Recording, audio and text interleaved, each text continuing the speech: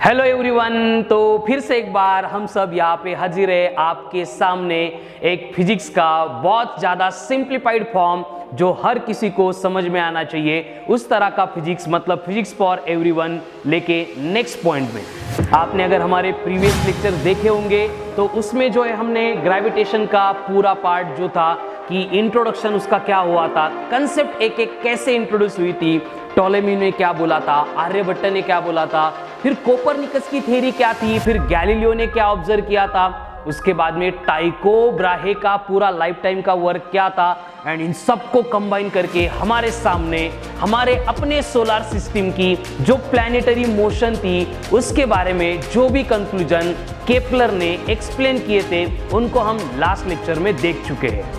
तो आज की लेक्चर में हम इसी तरह की एक इंटरेस्टिंग कंसेप्ट आपके सामने लेके आ रहे हैं और वो कंसेप्ट है हमारी आज की एक्सेलरेशन ड्यू टू ग्रेविटी। अब एक्सेलरेशन ड्यू टू ग्रेविटी में ये जो पहला वर्ड आप देख रहे हो एक्सेलरेशन, इसको हमने लॉज ऑफ मोशन में इसी तरह से डिटेल में पढ़ लिया था। आपको अगर एक्सेलरेशन में कोई इशू है तो आप लॉज ऑफ मोशन में या फिर मोशन अलोंग स्ट्रेट लाइन में एक्सेलरेशन के जो भी लेक्चर्स है वो आप जाके देख सकते हो। लॉज ऑफ मोशन या फिर मोशन अलोंग स्ट्रेट लाइन क्यों बोल रहा हूं, क्योंकि मोशन अलोंग स्ट्रेट लाइन में हम एक्सेलरेशन कैलकुलेट करते थे वेलोसिटी के ऊपर से।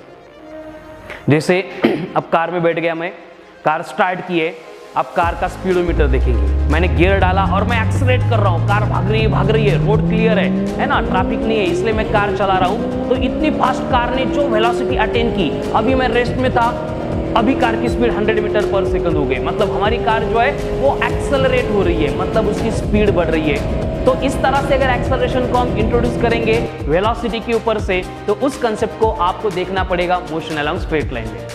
लेकिन वही एक्सेलरेशन हम अगर फोर्स से कैलकुलेट कर रहे हैं, जैसे कि फॉर एग्जांपल अभी ये ब्लॉक है और मुझे इसको रोड के ऊपर से पुश करना है, ढकेलना है, तो इसको ढकेलने के लिए मैं फोर्स अप्लाई कर रहा हूं।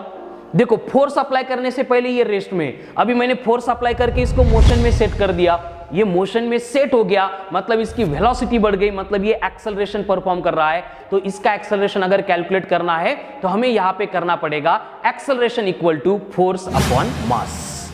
तो ये कंसेप्ट यहां पे हमें देखनी है, लेकिन जो हम मैकेनिक्स में बातें पढ़ रहे थे उससे थोड़ी सी अलग, क्योंकि आगे एक वर्ड लिखा है, देखो, ग्रेविटी। और एक ग्रेविटी मतलब क्या होता है हम इससे रिलेटेड बहुत ज्यादा डिटेल में डिस्कस कर चुके हैं कि अगर हमारी अर्थ की मास की वजह से जो भी टेंडेंसी है, जो भी इंटरेक्शन है, जैसे आपने पहले लेक्चर में देखा था कि मैंने हाथ में स्फीयर लिया था और वो स्फीयर क्या कर रहा था, अपने सराउंडिंग में इस तरह की ग्रेविटेशनल फील्ड प्रोड्यूस कर रहा था। उसी तरह से जो हमारी अर्थ है, देखो ये मैंने अर्थ ले ली हाथ में, तो ये अर्थ भी अपने सराउंडिंग में उसी तरह से जादू से ग्रेविटेशनल फील्ड आ गई, तो ये ग्रेविटेशनल फील्ड इस तरह से अर्थ बनाती है। देखो, ये फील्ड को हम विजुअलाइज प्रैक्टिकली नहीं कर सकते क्योंकि हमारे नेक्ड आई अभी तक मतलब हम उसको ऑब्जर्व नहीं कर पाया है। आगे फ्यूचर में कुछ इंस्ट्रूमेंट आ सकता है क्योंकि हम फिजिक्स पढ़ रहे हैं, उसमें डेवलपमेंट कर रहे हैं, तो हम उसको भी देख सकते हैं, लेकिन अभी आपको इतना इशू नहीं आना चाहिए, इसलिए मैं आपको शो कर रहा हूं। तो इस तरह की ग्रेविटेशनल फील्ड अर्थ बना रही है, अर्थ को बाजू में रख देते हैं। तो ये अर्थ का एक्सेलरेशन अगर हम डिस्कस करेंगे, ये अर्थ का फोर्स अगर हम डिस्कस करेंगे, तो उसको हम ग्रेविटी इस कैटेगरी के अंदर पढ़ते हैं। यानी कि एक्सेलरेशन ड्यू टू ग्रेविटी में हम एक्सेलरेशन तो पढ़ेंगे, लेकिन ये एक्सेलरेशन सिर्फ हमारे अर्थ की वजह से रहेगा। जैसे कि फॉर एग्जांपल थोड़ा सा और हमारे सोलर सिस्टम को समझते हैं। एक्सेलरेशन ड्यू टू ग्रेविटी लेना है, लेकिन हम थोड़ी देर के लिए अर्थ की ग्रेविटी छोड़ के हमारी जो सोलर सिस्टम है उसकी ग्रेविटी की बात करते हैं। तो देखो, हमारी सोलर सिस्टम आ गई, ये सेंटर में सन है, एंड सन के सराउंडिंग में आप देखेंगे तो सारे प्लैनेट जो है अपनी मोशन परफॉर्म कर रहे हैं, उनका पाथ इलिप्टिकल है, जैसे केपलर ने हमको बोला था, है ना। ये ढंग से अगर नहीं दिख रहा है तो इसको मैं थोड़ा इंक्लाइन कर देता हूं, अब ये और अच्छे से इलिप्स आपको ऑब्जर्व होगा।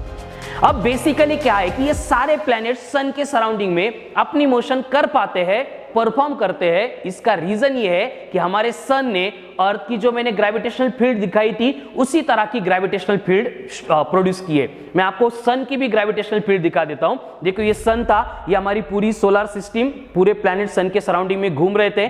मैं थोड़ा पीछे आ जाता हूं। अब ये पूरी जो ग्रेविटेशनल फील्ड आप देख रहे हो ये सन की ग्रेविटेशनल फील्ड है।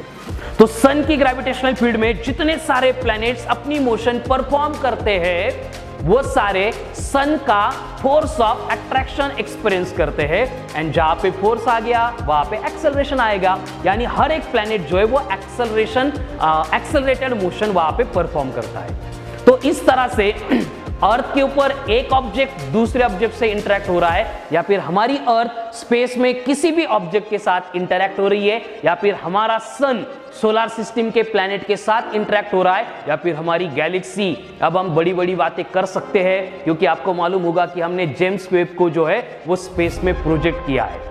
तो ये जेम्स वेब जो है हमारी गैलेक्सी, हमारे सराउंडिंग में कितनी गैलेक्सीज है, इन सारी बातों को मतलब ठीक से ढंग से देख के हमें इंफॉर्मेशन सेंड कर सकता है। और ये जेम्स वेब क्या क्या कर सकता है इसके लिए भी हम आपके लिए अलग से एक लेक्चर लेके आने वाले हैं कि जो हमने बात की थी कि हम टाइम मशीन बनाएंगे। बहुत सालों से बात चल रही कि time machine time machine time machine. तो ये टाइम मशीन बनाने का जो आइडिया है वो जेम्स वेब के वर्किंग से हमें कैसे हेल्प करेगा। जैसे हॉलीवुड की हर एक 5 साल के बाद एक मूवी आती है जिसमें एलियन आते हैं, हमारे ऊपर अटैक करते हैं, अलग अलग भयानक भयानक एलियन वहां से आते हैं। तो हमारा जेम्स वेब हमें हेल्प करेगा कि एलियन है या नहीं है, या फिर कोई एलियन अगर हमारे ऊपर अटैक करने के लिए आने का प्लान कर रहा है तो जेम्स वेब उनका प्लान पहले से देख के हमें बोलने वाला है। लेकिन इस जेम्स वेब के ऊपर भी हमारे अर्थ का acceleration due to gravity act होने वाला है। इसलिए acceleration due to gravity syllabus point of view से तो इंपॉर्टेंट है ही, हम जो फ्यूचर टेक्नोलॉजी जाने वाले आगे फ्यूचर में टेक्नोलॉजी की फील्ड में, उसमें भी हमें बहुत सारी हेल्प करने वाला है। तो शुरू करते हैं डिस्कशन अबाउट आज का सबसे important point, acceleration due to gravity. अब इसके लिए हमें तो पहली लगेगी अर्थ। जैसे कि अब मैं अर्थ के ऊपर जाके खड़ा होता हूं, यस मैं अर्थ के ऊपर आ गया। आप अगर चाहते हो तो आप भी मेरे जैसे अर्थ के ऊपर आके खड़े हो सकते हो। आके खड़े होने की कोई जरूरत नहीं है, आप ऑलरेडी अर्थ के सरफेस के ऊपर खड़े हो, लेकिन मैं आपको जो है थोड़ा दूर से दिखा रहा हूं कि मैं अर्थ के ऊपर खड़ा हूं और मेरी साइज अर्थ के कंपैरिजन के साइज की हो गई, इसलिए अर्थ के साथ कंपेयर करके आप देख सकते हो।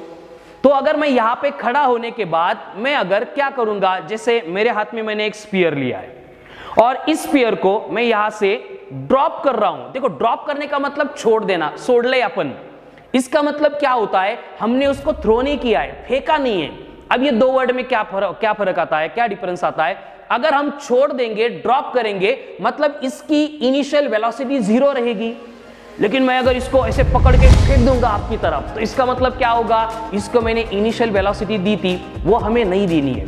इसको पकड़ के अगर मैं यहां से ड्रॉप कर दूंगा और ये नीचे जाके अर्थ के ऊपर गिरेगा, तो जब अर्थ के ऊपर गिर गया टूट गया। ये क्यों टूटा, क्योंकि यहाँ पे जो उसकी वेलोसिटी 0 थी, नीचे जाने के बाद वो नॉन जीरो मतलब वेलोसिटी बढ़ गई। अगर वेलोसिटी बढ़ती है तो हमें मालूम है एक्सेलरेशन इंड्यूस्ड होता है, लेकिन ये एक्सेलरेशन तो हमने प्रोवाइड नहीं किया था, आया कहां से। इसके लिए हमें फिर से वही देखना पड़ेगा, हमारी जो अर्थ में जिसके ऊपर खड़ा हूं इसकी ये ग्रेविटेशनल फील्ड है। इस ग्रेविटेशनल फील्ड में कोई भी ऑब्जेक्ट अगर आएगा जिसके पास मास होगा, अर्थ उसको अट्रैक्ट करती है। देखो जैसे ये स्फीयर मैंने रखा, ये स्फीयर मैंने रखा, ये स्फीयर रखा, ये स्फीयर रखा, ये चारों स्फीयर अर्थ की टुवर्ड्स अट्रैक्ट हो रहे हैं। देखो धीरे धीरे धीरे नीचे जा रहे हैं, मतलब अर्थ उसको खींच रही है। खींचने के लिए कोई डोर नहीं है, कोई स्ट्रिंग नहीं है, तो वहां पे ग्रेविटेशनल फील्ड का ग्रेविटेशनल फोर्स है, एंड उसकी वजह से एक्सेलरेशन बॉडीज के ऊपर एक्ट हो रहा है। तो हमें आज जो है सिर्फ अर्थ का एक्सेलरेशन जो होता है उसके बारे में डिस्कस करना है। तो उसके लिए बेसिक कंसेप्चुअल पार्ट तो आपको क्लियर हो गया, इमेजिन भी हो गया। अब थोड़ा सा इक्वेशन में आते हैं। हमें मालूम है कि अगर मैं यहाँ पे अर्थ के ऊपर ऐसे खड़ा हो जाऊंगा, तो मैं खड़ा होने के बाद मेरे बॉडी का मास m, हमारे अर्थ का मास कैपिटल M, सेंटर से मेरा डिस्टेंस कैपिटल R, तो हम दोनों के बिटवीन मतलब मैं और अपनी अर्थ, इनके बिटवीन का फोर्स कितना बनेगा, ये बनेगा F equals to capital G capital M small m upon capital R का स्क्वायर। अब ये कहां से आ गया, ये समझने के लिए आपको न्यूटन्स लॉ ऑफ ग्रेविटेशन का लेक्चर देखना पड़ेगा, ठीक है। वहां पे आपको इसी तरह से पूरा पार्ट क्लियर होगा। तो बेसिकली यहां पे F equal to G capital M small m upon capital R square आ गया, जिसमें कैपिटल G का मतलब यूनिवर्सल ग्रेविटेशनल कांस्टेंट है, जिसकी वैल्यू है 6.67 into 10 to the power minus 11 newton metre square पर केजी स्क्वायर। कैपिटल M मतलब अर्थ का मास है, और अर्थ का मास कितना है 6 into 10 to the power 24 KG. Small m का मतलब मेरा मास है, मेरा कितना भी हो कोई फर्क ही नहीं पड़ता, होके कितना रहेगा 80 केजी 90 केजी। और अर्थ का कितना है 6 into 10 to the power 24 KG. इसका मतलब मेरे जैसे कितने भी आके खड़े होंगे, अर्थ के मास को कुछ फर्क ही नहीं पड़ने वाला, तो हम स्मॉल m को स्मॉल m ही बोल देते, उसका युगो हट नहीं करते, ठीक है, उसको स्मॉल m रहने देते। कैपिटल R मतलब अर्थ की रेडियस, वो कितनी है 6400 किलोमीटर, यानी 6.4 into 10 to the power 6 metre. तो ये मेरे बॉडी के ऊपर अर्थ ने जो फोर्स एक्सर्ट किया था वो मिल गया F equal to G capital M small m upon capital R का स्क्वायर।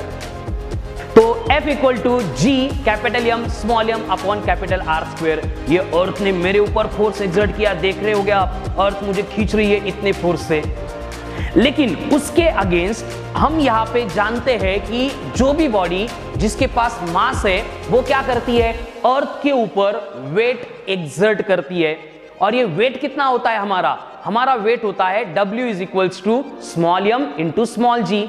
यहाँ पे जो स्मॉल g आप देख रहे हो, इसी को बोला जाता है एक्सेलरेशन ड्यू टू ग्रेविटी, जिसको हमें आज के लेक्चर में फाइंड करना था। अब यहाँ पे क्या होगा, ये इक्वेशन नंबर 1 था हमारा, F equals to G capital M small m upon capital R square. Equation number 2 है W is equals to small m into G। अब हम इन दोनों इक्वेशन को अगर कंपेयर करेंगे तो समझ में आता है कि जितना वेट हम एक्सर्ट कर रहे हैं, देखो मेरा वेट, उतना ही अर्थ मेरे ऊपर ग्रेविटी का फोर्स एक्सर्ट कर रही है। आप समझ सकते हो, मतलब ये दोनों इक्वल भी है, सेम डायरेक्शन में भी है, इसलिए मैं रेस्ट में खड़ा हो सकता हूं, क्योंकि मेरे बॉडी के ऊपर एक्ट होने वाले फोर्सेस जो है वो इक्विलिब्रियम में है। इसका मतलब यहाँ पे F बनेगा equals to W, and F equals to अगर W है तो यहाँ पे हम लिख सकते हैं कैपिटल G। इक्वेशंस देखो, इक्वेशन के ऊपर ध्यान दो, capital G capital M small m upon capital R square is equals to बनेगा small m into G। Small m cut, क्या बचा, small g equals to capital G capital M upon R square.